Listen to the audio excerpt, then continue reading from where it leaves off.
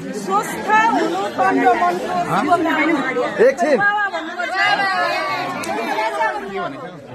स्वस्थ हुनु तन र मनको शुभकामना, सफल अनि सुन्दर जीवनको शुभकामना, दुःखका बादल टाढै हटाई सदा खुसी हुनु। स्वस्थ हुनु तन र मनको शुभकामना, सफल अनि सुन्दर जीवनको शुभकामना, दुःखका बादल टाढै हटाई सदा खुसी हुनु।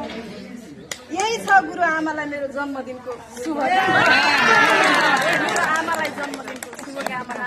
धन्यवाद हाम्रो आदरणीय प्रेम केसी सरलाई। मलाई पनि जन्मदिनको यो उहाँको जन्मदिनको विशेष अवसरमा मलाई पनि केही दुई कुरा राख्न, जन्मदिनको शुभकामना दिनको लागि यहाँ अगाडि बोलाउनु भएको छ।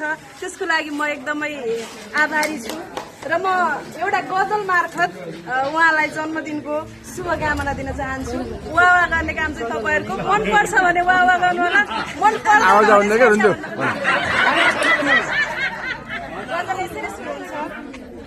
प्राण झै यो सासको संवाद हजुरसँग रहोस्, प्राण झै यो सासको संवाद हजुरसँग रहोस्, योगमय यो जीवनको प्रसाद हजुरसँग रहोस्।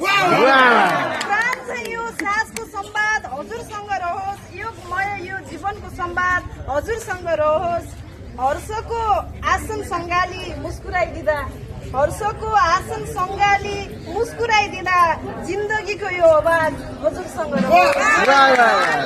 सासको संवाद हजुरसँग रहोस्।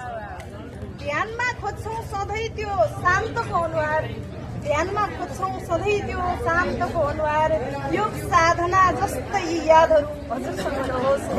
योग साधना जस्तै यादहरू हजुरसँग रहोस्।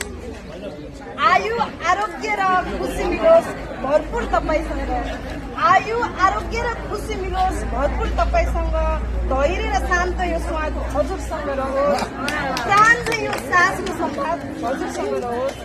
उमेर ढल्किएला तर प्रेम कहिल्यै घट्दैन, उमेर ढल्किएला तर प्रेम कहिल्यै घट्दैन, उमेर ढल्किएला तर प्रेम कहिल्यै घट्दैन। जन्मदिनको यो शुभकामना साथ हजुरसँग रहोस्, जन्मदिनको शुभकामना साथ हजुरसँग रहोस्।